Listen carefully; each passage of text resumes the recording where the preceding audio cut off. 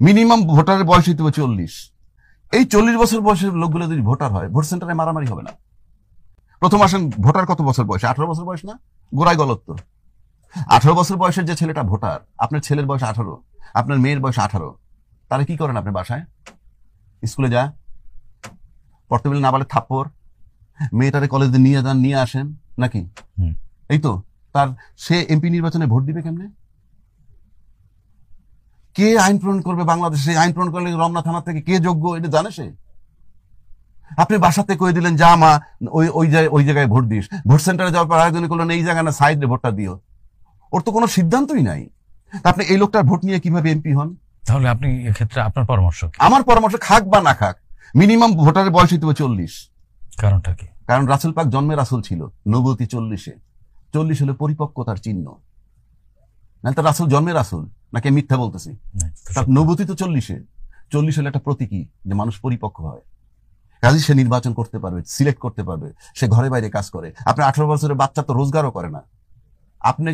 আপনি বলে চিপস নিয়ে এসো, আপনি বলে চকলেট নিয়ে এসো, আইসক্রিম নিয়ে, এইগুলো তার থিঙ্কিং। সে নাকি ল মেকারের ভোট দিবে। তাহলে তো পাগলের দেশ। 40-এর নিচে প্রার্থীও হতে পারবে না। তাহলে হওয়া উচিত না তো, উচিত না। কারণ আপনি ভোটার কম হোক, এখন 12 কোটি ভোটার আছে, সেটা 4 কোটি হোক, হোয়াট ইজ দ্য হার্ম? 1 নম্বর। 2 নম্বর হলো, এই 40 বছর বয়সের লোকগুলো যদি ভোটার হয়, ভোট সেন্টারে মারামারি হবে না। 40 বছর লোক মারামারি করে না। তার মানে কি আপনি ভোটার এবং নাগরিক দুটি আলাদা করতে চাচ্ছেন? নাগরিক তো থাকবেই, আরে নাগরিকত্ব অসুবিধা কি? আপনার আইডি থাকবে, আপনি নাগরিক। কিন্তু আপনি ভোট সেন্টারে মারামারি কারা করে বলেন তো? বুকে হাত দেন, বুকে হাত দিয়ে বলেন কারা মারি করে? 18 থেকে 25। 40 লোকে করে, কিশোর তরুণরাই করে। সরানেন থেকে ভোট সেন্টারে মারামারি হবে না, লিখে রাখেন। আবার 25 বছর বয়সে এমপি হইতে হবে পার্লামেন্ট, সংসদে। পৃথিবীর কোথাও কেউ এই নজির নেই। হ্যাঁ, এইবার আসেন ওই উন্নত বিশ্বের কথা বলেন তো। উন্নত বিশ্বে যখন বয়স 18, তখন কি বলে? গেট লস্ট, চলে যাও, নাকি বলে না? তোমার রোজগার তুমি করবা, তোমার লেখাপড়া তুমি করবা। সে পড়ালেখা করতে হলে এডুকেশন লোন নেয়, সেটা আপনি জানেন? এডুকেশন লোন নিয়ে বলে তুমি যখন থেকে কাজ শুরু করবা তার থেকে পরবর্তী 30-40 বছরের শুধরাবা। উন্নত বিশ্ব। সে তো মাঠে নেই মেয়ে 6 মাসের মধ্যে দুনিয়া দেখে ফেলে, ওরে আল্লাহ, পড়তে হবে, ব্যাংকে টাকা নেওয়া লাগবে, আমার দায়িত্ব আমার, যে আমার দায়িত্ব নিতে পারে সে তো অন্যের দায়িত্ব নিতে পারে, চুজও করতে পারে। আপনার লোকে সেটা আছে? আপনাকে এই যে আমরা উন্নত বিশ্বের তুলনা দেই, হ্যাঁ, রাম ছাগলের মতো আল্লাহ। উন্নত বিশ্বের আপনি নিজে উন্নত না, আপনি উন্নত দেশ টানলে কি হবে? আমি সেই জন্য বললাম, এই যে 18 বছর যে পৃথিবীর যে দেশেই জানে, আমাদের এই সাবকন্টিনেন্ট ছাড়া সবাই ওয়েল এস্টাবলিশড, যার যার মতে, সুতরাং তার ক্ষমতা আছে দেওয়ার, আমার দেশের সন্তানের নাই। কাজে এটা একটা রং কনসেপ্ট। এবং এই 18 বছরের বয়সে বাচ্চাগুলো উইথড্র করেন, ভোট সেন্টারে মারামারি, মব কমে যাবে।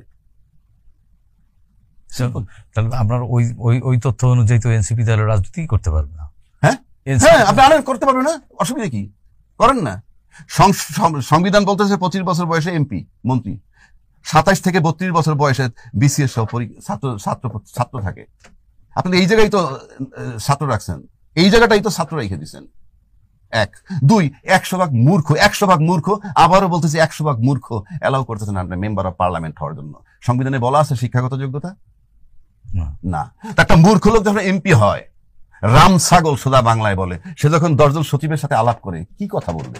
আপনি বলেন না, কি কথাটা বলবে? কি মমতাজ কথা বলছে আর্মি জেনারেলদের সাথে বসে, কি আলাপটা করছে? কি আপনি বলেন না, কি আলাপটা করছে? কি ফাইটিয়া যায় আমার বন্ধুর বাড়ি, এই কইছে আর কি?